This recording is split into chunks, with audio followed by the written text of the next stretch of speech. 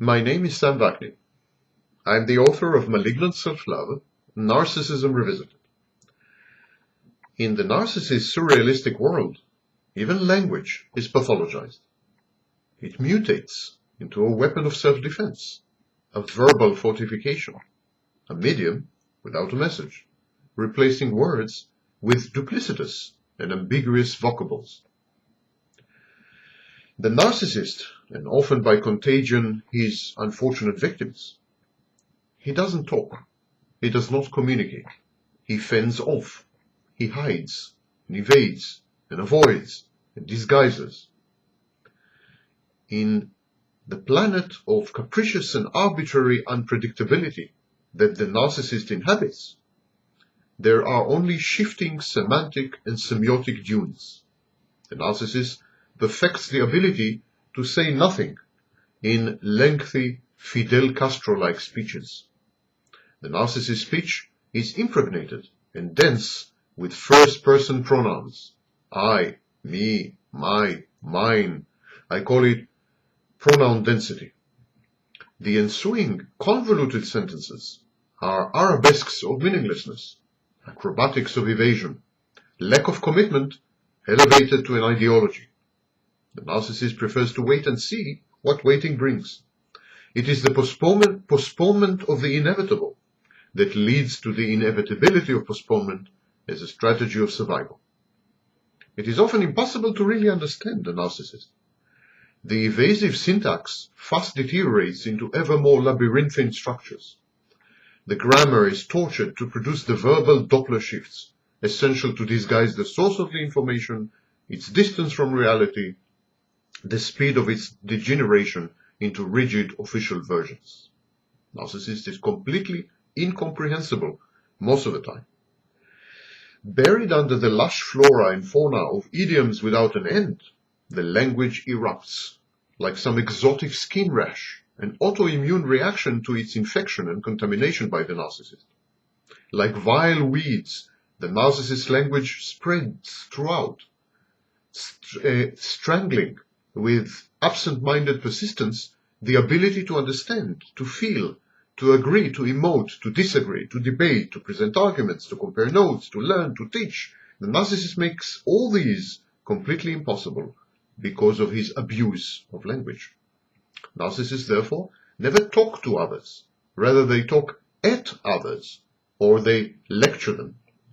They exchange subtexts, camouflage wrapped by elaborate florid texts.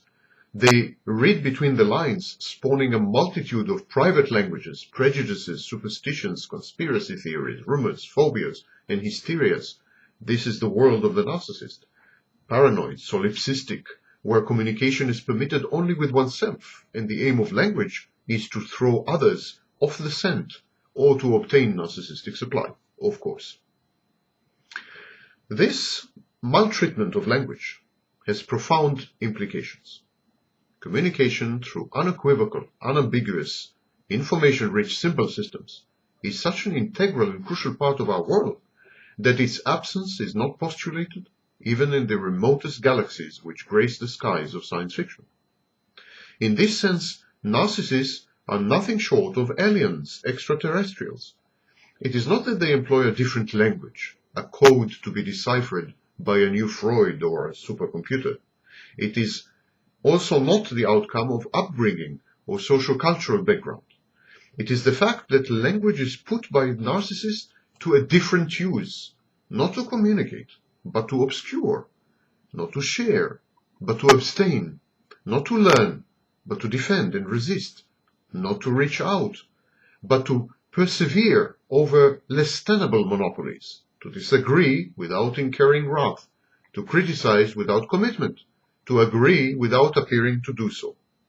Thus, an agreement with a narcissist is a vague expression of intent at a given moment, rather than a clear listing of long-term, ironclad, and mutual commitments.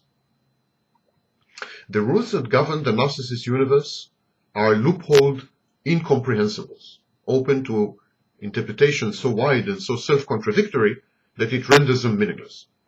The narcissist often hangs himself by his own verbose Gordic knots, having stumbled through a minefield of logical fallacies and having endured self-inflicted inconsistencies. Unfinished sentences hover in the air like vapor above a semantic swamp. In the case of the inverted narcissist, who was suppressed and abused by overbearing caregivers, there is the strong urge not to offend. Intimacy and interdependence are great. Parental or peer pressure are irresistible and result in conformity and self-deprecation. Aggressive tendencies, strongly repressed in the social pressure cooker, teem under the veneer of forced civility and violent politeness. Constructive ambiguity, a non-committal everyone is good and right, an atavistic variant of moral relativism, and tolerance bred of fear and contempt. They are all at the service of this eternal vigilance against aggressive drives, at the disposal of a never-ending inner peacekeeping mission. This is the inverted narcissist, a suppressed narcissist. But with a classic narcissist, language is used cruelly and ruthlessly to ensnare one's enemies, to sow confusion and panic, to move others to emulate the narcissist. This is called projective identification. To leave the listeners in doubt, in hesitation, in paralysis, to gain control, to punish. These are the uses of the language. Language is enslaved and forced to lie. The language is appropriated and expropriated. It is considered to be a weapon, an asset, a piece of lethal property, a traitorous mistress to be gang-raped into submission. With cerebral narcissists, language is a lover. The infatuation with its very sound leads to a pyrotechnic type of speech, sacrifices its meaning to its music. Its speakers pay more attention to the composition than to the content. They are swept by the language, intoxicated by its perfection, inebriated by the spiraling complexity of its forms. Here, language is an inflammatory process. It attacks the very tissues of the narcissist's relationships with artistic fierceness. It invades the healthy cells of reason and logic and communication, of cool-headed argumentation and level-headed debate. Language is a leading indicator of the psychological and institutional health of social units such as the family or the workplace. Social capital can often be measured in cognitive and hence verbalingual terms. To monitor the level of comprehensibility and lucidity of texts is to study the degree of sanity of family members, co-workers, friends, spouses, mates, and colleagues. There can exist no hale society without unambiguous speech, without clear communications, without the traffic of idioms and content that is an inseparable part of every social contract. Our language determines how we perceive our world. It is our mind and our consciousness. The narcissist in this respect is a great social menace, undermining language itself.